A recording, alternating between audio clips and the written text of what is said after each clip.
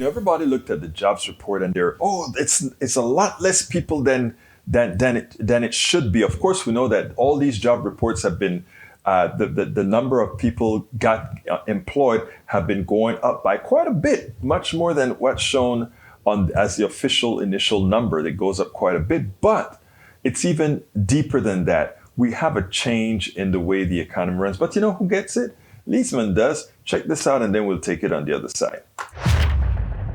Steve, walk me through this number. It's confusing. There's two different reports here that people need to know about. There's one report that gets data from the employers, another report where the government calls up people and asks them their status. The number you're looking at right now, that's from the payroll report. That's 199,000. That number has been running very low on the initial reporting. And what they're doing is they've been revising up continuously this initial report. I'll give you an example. They added back 141,000 additional jobs to October, November. The number underneath that number, the unemployment rate, comes from the household survey.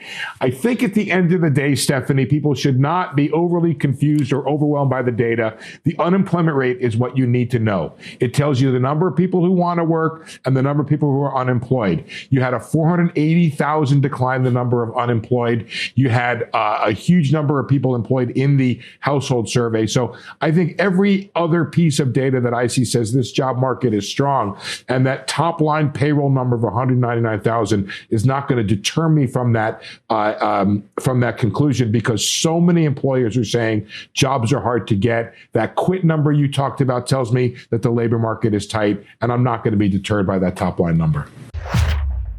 It is great to see the worker gaining their independence. A lot of them are working from home. 60 Minutes did a piece today where they saw people they're creating their own jobs. They're mixing and matching different jobs, different employers together that giving them 1099 type salaries. Look, it's a worker's world, and it should remain a worker's world, not indefinitely, but permanently.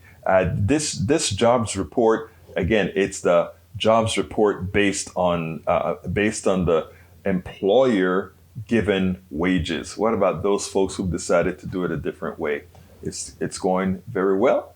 So don't be fooled by the jobs report. Don't allow yourself to get the belief that somehow progressives and Democrats and Biden are bad for jobs, because the reality is, if you want jobs, if you take a look at under what types of administrations the most jobs are created, let's remember that it's definitely not that of the right, because again, that methodology creates very little and it transfers much to those who least work for it and least deserve it. We spend a lot of time deconstructing the news, trying to parse it into a form that everybody can understand. We try to find those little nitpicks where it flies above the fray, etc. If you really like these videos that we do, I want to ask a big favor. Please go ahead. Number one, subscribe to our channel. And number two, please join if you can. Thank you so kindly for watching. Keep watching. Please remember to share. We must populate the entire internet with our progressive message, a message that we know is what most Americans say that they want. So help us, please join.